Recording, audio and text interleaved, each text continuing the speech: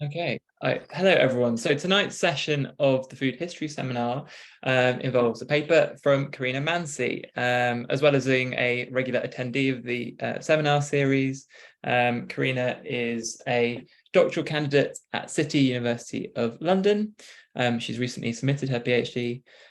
So this is, I guess, a kind of dry run in some ways of the vibe that's going to be upcoming. Carina also teaches at City, and she's very busy because she's also teaching at King's and UCL as well. She's published some work on social theory and contemporary consumption, and her doctoral project that she's recently submitted looks at the subject of very much connected to the subject of tonight's talk. So without further ado, I'll let her get underway. Thank you, Charlie. Right. And I shall share my screen with you.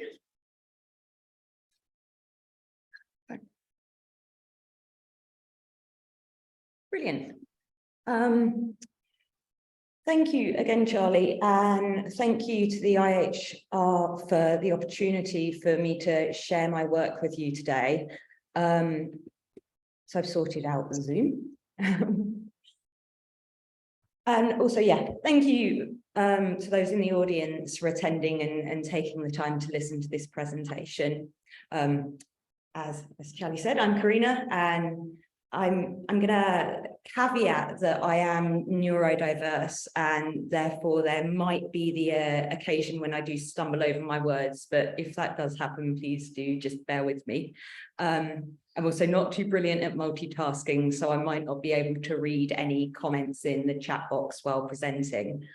That being said, as noted, this research was conducted for part of my doctorate, and I submitted my thesis in September, and I now have confirmation that my viva will take place on the 15th of December.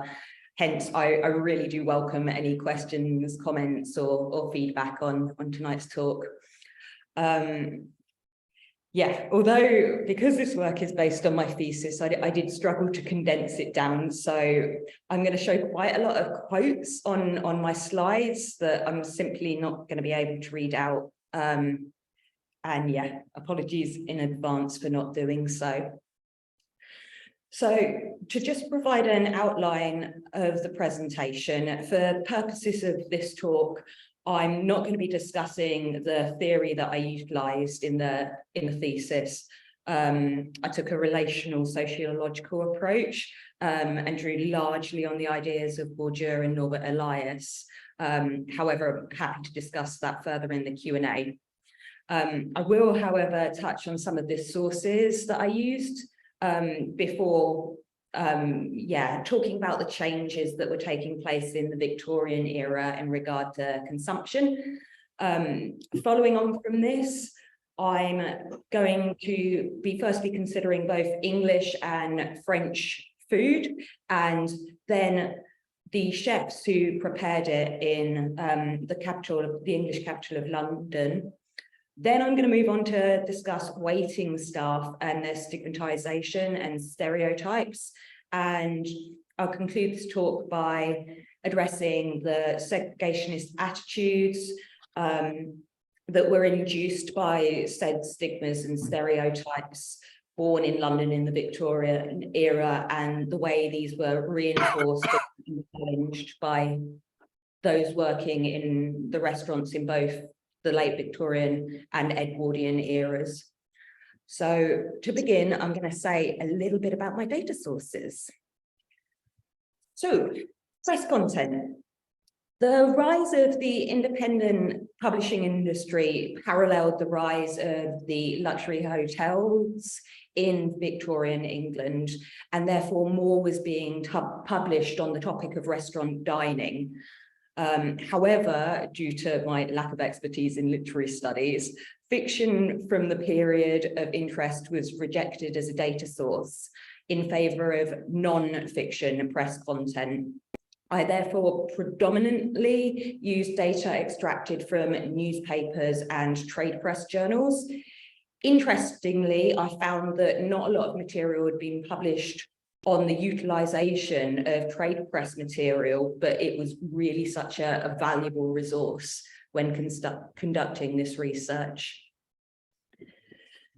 So in the image on my slide, I've included some information about the prices of the publications and primary trade press materials that I utilise. So the Caterer, the Chef Like, the Hotel Review, the Hotel World, the London Employee and Restaurants, the London Hotel and Restaurant Employees Gazette, our own circular, the Restaurateur, and the Waiter's Record.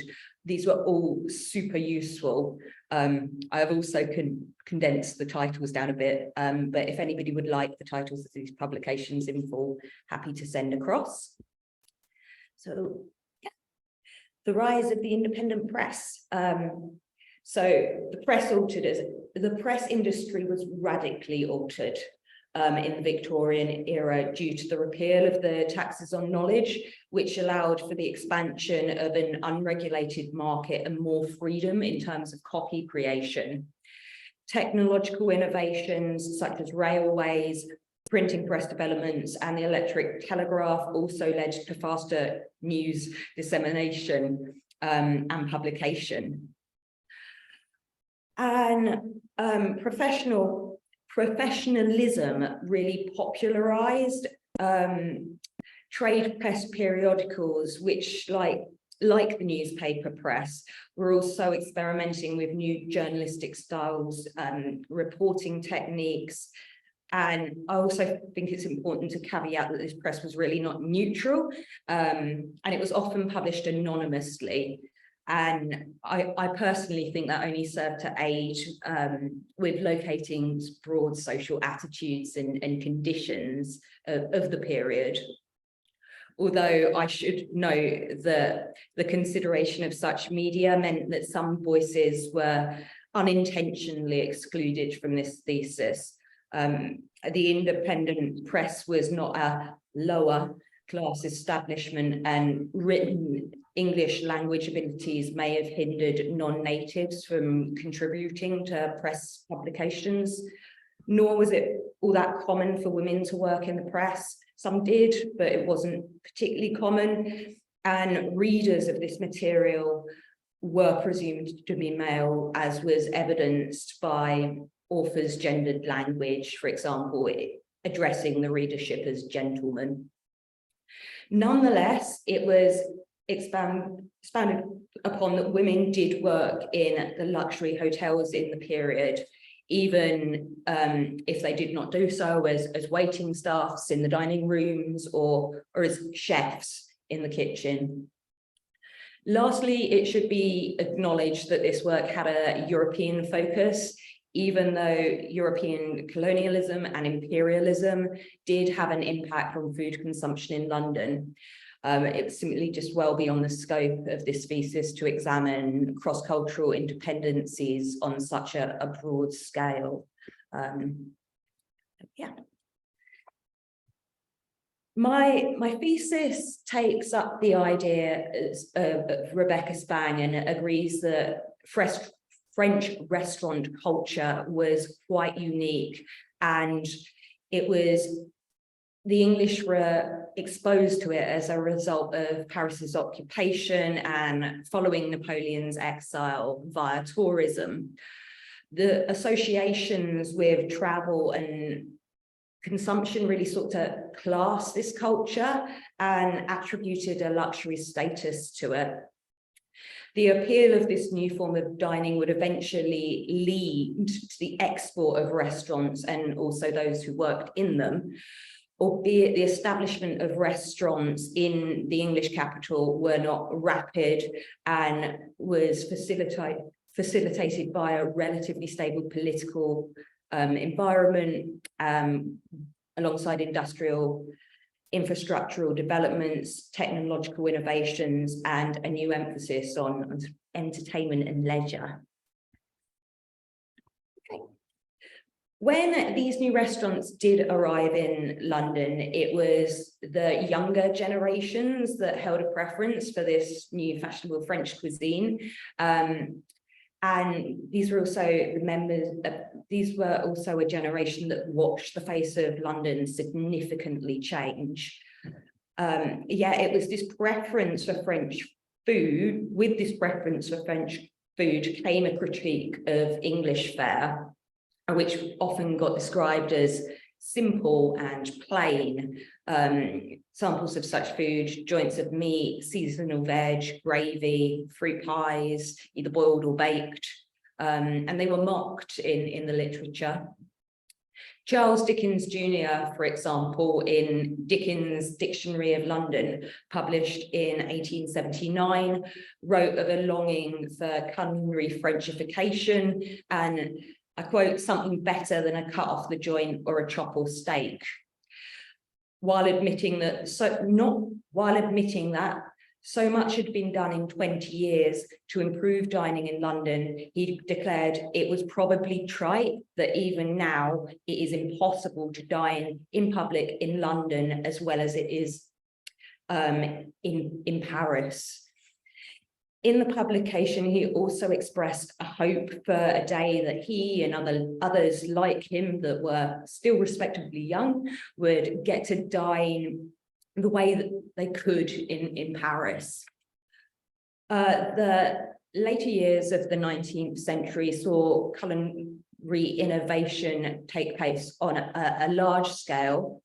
And by the 20th, old school tavern style catering was very unfashionable with the well-to-do classes in London. And chosen this quote from Clement Scott in a booklet entitled How They Dined Us in 1860 and How They Dined Us Now, published circa 1900 to illustrate this. So French food was now in, and French food had become fine dining. Newnham Davis, one, if not the first restaurant review author who published his work in the Pall Mall Gazette before publishing compilated reviews in book format, explains in a piece published in 1899 how hard it was for him to take an elderly gentleman companion who took issue with foreign influence out in London. Even the place that he ended up opting for was considered by his companion to have, and I quote, Frenchified windows. Hence, it was not only the food, but also restaurant interiors that were impacted by this French influence. Yet, French food needed to be prepared by someone, and who better to do so than French chefs. These men were seen as imbued with a form of culinary capital by the English. Here I've selected a quote from the Hotel World that illustrates the glorification of these Frenchmen and laments how ignorant the English were before their arrival. Yet it also touches upon, as I will do later, that English chefs were generally viewed in quite a negative light. So one's nationality can, indeed, act as a preordained symbolic force of distinction. To be born French or to be born English and to pursue a career in the culinary arts was to be granted specific associations or stereotypes purely based on said symbolic capital. And move on.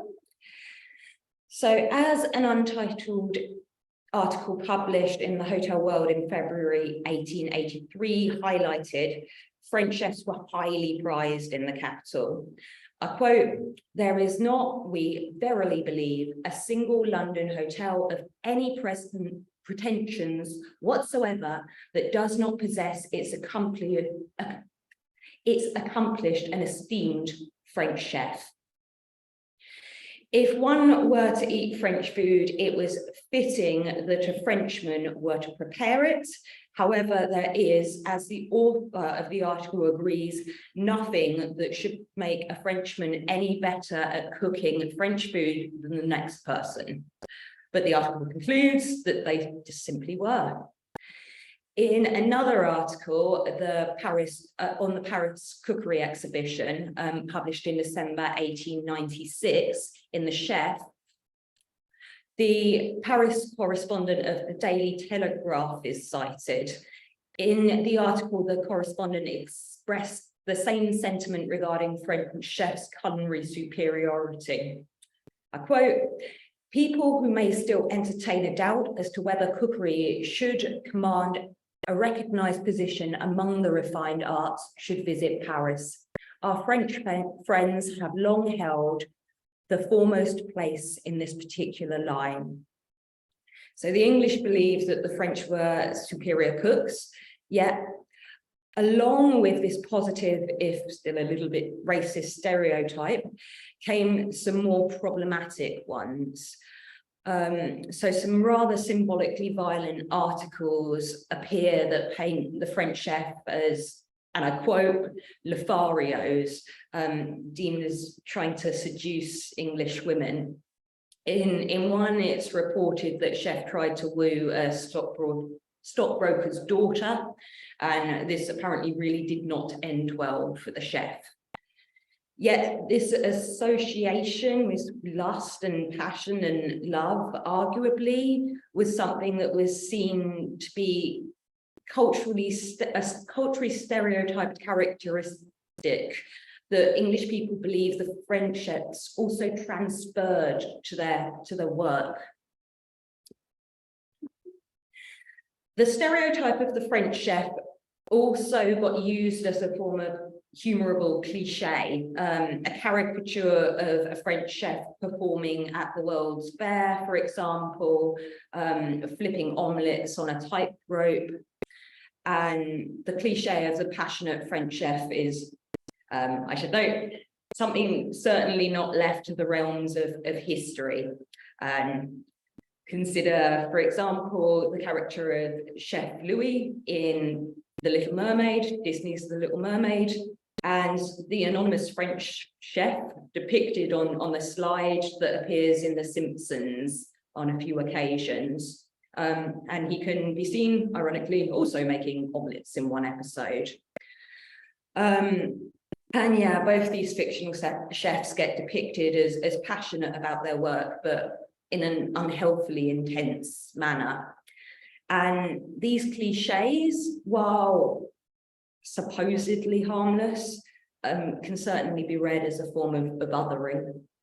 Nonetheless, French chefs were prized because of the perceived culinary superiority and authenticity that their Frenchness granted them. However, they also caused contention because they were foreign, which in England meant that their embodied capital was somewhat tarnished in the period. And herein lies a strange contradiction that also extends to the realm of waiters. So, I've lost my place. The English chef, however, was potentially worse off than his French counterpart. Although the French were branded as lusting and passionate and used as forms of humorous cliches, humorous in scare quotes, the English were deemed as untalented, stubborn, ill of attitude, as illustrated in a quote from the Hotel World. Much could be said here about the political rivalry between England and France in the age of new imperialism and the military references in the quotation. Yet what becomes evident is that the author, as patriotic as they say that they are, is lambasting the English for their lack of culinary talent. Note that they refer to the French as chefs while the English are cooks. This article concludes that the reason that the English were bad at being chefs was because they were too doggedly obstinate to accept change and to learn new skills. In fact, I came across numerous articles that blamed the English individual for his inability to master the culinary arts. However, none took into account that it was the chefing was a job that did grant low status in the society, and that fighting off these English stereotypes or competing with French chefs might have not been particularly appealing. To rectify the English chefs' issues, a training school was established in London where young men were to learn the arts of the profession, drawing on French curricula. Yet the boys who attended the school had to be seen to put the effort in, as was repetitively stressed in the press material. I'm now going to turn to the profession of serving food. So in my thesis, I analysed several wanted places listings alongside other press content in order to discuss the qualities that it was preferable for waiters to possess. I've included an example of one such listing on the slide. From this, it was discerned that the ideal waiter needed to be young, tall, smartly presented, single, and preferably foreign, ideally French, German, Italian, or Swiss. I don't have time to speak about all these categories here, but can go into further detail in the Q&A if you'd like me to. Yet to pick up on one that is relevant for the purposes of this work, there was definitely reasoning behind the preferential employment of foreign waiting staff. So to expound upon that, the majority of management in hotels, as evidenced by Anderson's survey data, were German, French, Italian, or Swiss. Hence, some publications accused these men, rightly or wrongly, of ethnic nepotism. I've selected two extracts, one from an article from Leppington, which appeared in Good Words, and the second from the Evening News, which got reprinted in the restaurant, so to help with the illustrations. However, there were certainly more concrete and practical reasons for employing foreign waiters. Foreign waiters were often preferred because many would be trained in waiting as a profession before coming to England.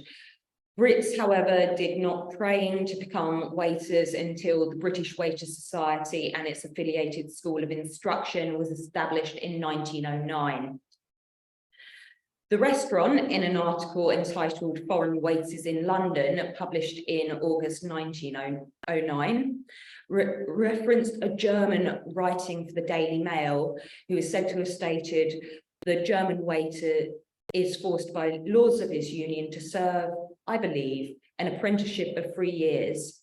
He begins soon after leaving school, and at last he has his business at his fingertips. He is a man who has learned his trade." Albeit the English waiter writing to the Evening News did mention that he believed that the so-called apprenticeship system was only enforced in Germany and Austria.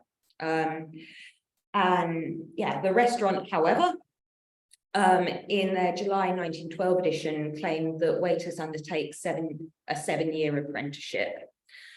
So, regardless of the length of the training, it's certainly hard to believe that those who did have training were not better equipped to handle themselves in these restaurant spheres. And this point was outlined in the restaurant in their February 1910 edition in an article entitled "Tax the Foreign Waiters," which critiqued the daily press for such a suggestion. The tax on foreign waiters had been proposed by some working for the daily newspaper press in order to reduce the reserve army of labour constituting English waiting staff. However, the restaurant posited that these journalists displayed such zeal for their own country that it sometimes outran their discretion, and they offered an alternative solution. So the journal identified that more training for Englishmen would better improve their situation. Another key element identified in the listing was that many waiters seeking work would specify their ability to speak multiple languages.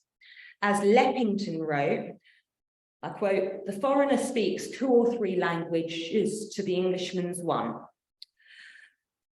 So hotel restaurants needed to cater for an international audience, and in consequence, it was favourable to employ waiters who were able to speak more than 1 language. As was put by a correspondent of the restaurant in 1909, foreigners are among the best customers in London restaurants and often require to be spoken to in their own tongue." So communicating in multiple languages was not only reserved for conversing with customers, the ability was also needed when speaking to the back of house staff. Waiters needed to be able to communicate with the brigade de cuisine. French was a language commonly and sometimes exclusively used in the kitchens of these luxury establishments, and this continued well into the 20th century. As put by a correspondent of the Evening News in 1909, the French language is only in demand owing to cooks being French. So French was also the language that all high-end establishments published their menus in.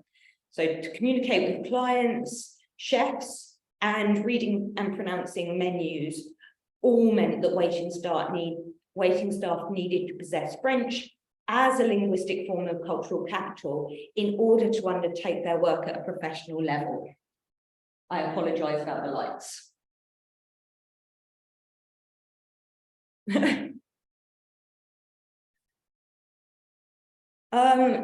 Wages for non-English waiters were also reported to be higher than those that they would receive in their home countries.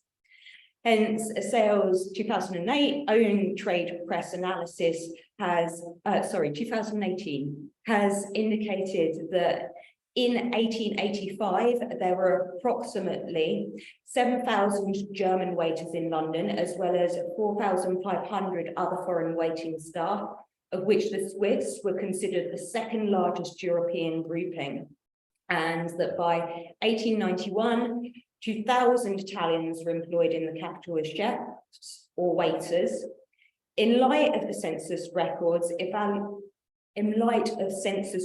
evaluation, she estimated that this would mean that 25% of all Germans and 40% of all Italians living in London were engaged in the trade.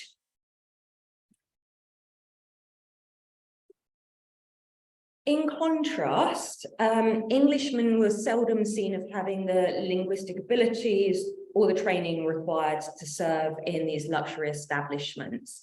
Press content also indicated that the English did not always take the job seriously, thinking of it as a way to make easy money. There was also not an apparent belief among the English that waiting was simply a job that men there was apparent belief that waiting was a job that Englishmen would get for lack of being able to get any other form of job, as is displayed in the quotation.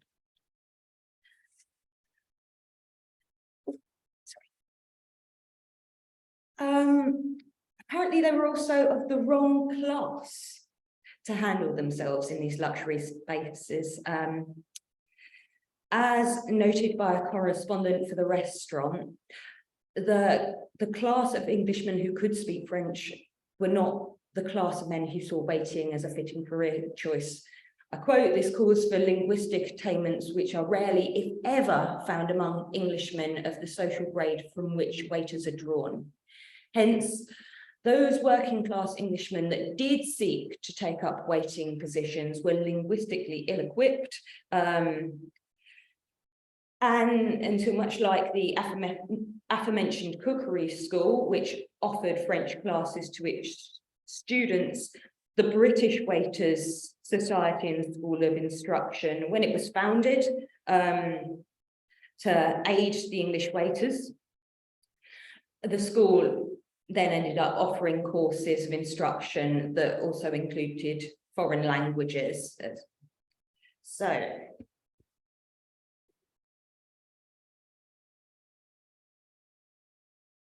yeah, English waiters did possess something that those from other European nations did not. While still stigmatized, they were not feared in the same way. Problematically, some press content suggested that these non-natives might be manipulative criminals. And this sentiment was voiced in the House of Commons by Sir Howard Vinson, who claimed that German and other foreign waiters go into a hotel, secure a situation, and take advantage of the opportunity to rob their employer. Ultimately, these contradictions, stereotypes, and stigmas discussed in regard to both chefs and waiting staff and their nationalities led to unification in multiple senses of the word, and also hostile rivalries. When an international society of chefs based in London was proposed in the latter years of the 1800s, because there was little industry regulation in regard to chefing as a profession, pay was poor, and there was a practice of chefs undercutting one another. When it was proposed, people did think that this might remedy this state of affairs. However, others were less optimistic.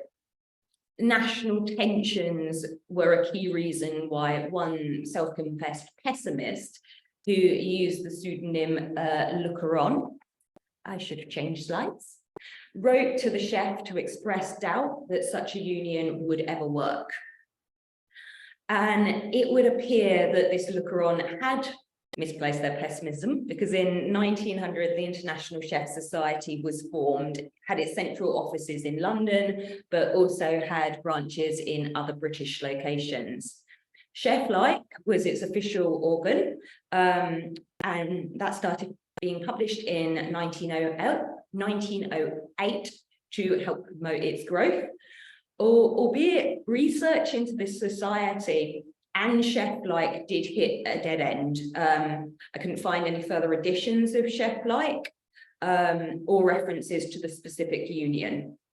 And this could be because it merged with a different union, or it could have also disbanded potentially with the onset of World War I. On the other hand, culinary unions and societies formed that were also nationality specific, such as the German Waiters Union, the Italian Club of Culinary Arts, and the French Culinary Society of London. Yet, what also emerged was job-specific and nationality-specific organisations that opposed them. The English Hotel, Club, Restaurant and Tavern Servants Union, which was quite frankly rather horrible, were determined to rid England's hospitality industry of foreigners. Mr. Payne, their temporary chairman, asserted, and I'm quoting, "We want to exclude foreigners and we hoped to do it." The City and National Waiters Labour Bureau and bit of a tongue twister. The City and National Waiters Labour Bureau and the British Waiters Society and School of Instruction, which would later become the Loyal British Waiters Society and School of Instruction, also held rather xenophobic sentiments, hinged on the apparent old age premise commonly still echoed in today's media, scare quotes, "They are coming here and taking our jobs." And yeah, the Loyal British Waiters Society of School Instruction and its trade press periodical, The Restaurateur. In fact, it made me quite angry. It was really quite an unpleasant read. But yeah, British nativism and a bigoted intolerance of non-native workers in their industry was clearly expressed in these English organisations for English people. And considering that they did amass a large membership, it was clear that other people felt the same way about the English capital and also other areas of Britain. So, to conclude, throughout this work, it's been recognised that ethnic nepotism was perceived to be at play in the industry in question. That capital in the forms of one nationality could work against people, and that national stereotypes and stigmas, despite contradictions, held considerable weight. Nevertheless, the sentiments expressed in the violent, exclusionary, and segregatory ideologies written into the very aims of these English associations are, in my opinion, rebarbative. And I should note that from what has been read, no other European nationality-specific institution operating in London or England ever voiced xenophobic sentiments or expressly made it their aim to challenge people from other countries. These people who are often labelled as untrustworthy and criminals by some sought solace amongst companions of the same nationality and thought not to be taken advantage of because of their non-native heritage. The former being said, there were those who did not see segregation as the solution to the problems that those working in the hospitality industry were facing. Whilst its advocacy of the Loyal Waiters Society and School of Instruction is not endorsed, the restaurant commented that there is doubtless plenty of room in the catering trade for both Britishers and foreigners. And this seeks to illustrate that some people genuinely believe that the industry should be open to all, non-natives and natives alike. And this was not just simply an us versus them mentality in England that others such as Mr. Payne sought to promote. People did stand up for the rights of workers regardless of their nationality. Nonetheless, people like Mr. Payne did exist, and not everybody shared such sentiments in regard to the hospitality in England. And I leave you with a point that I don't think they do so today. So on that happy note, I'm going to end the presentation and thank you all for listening.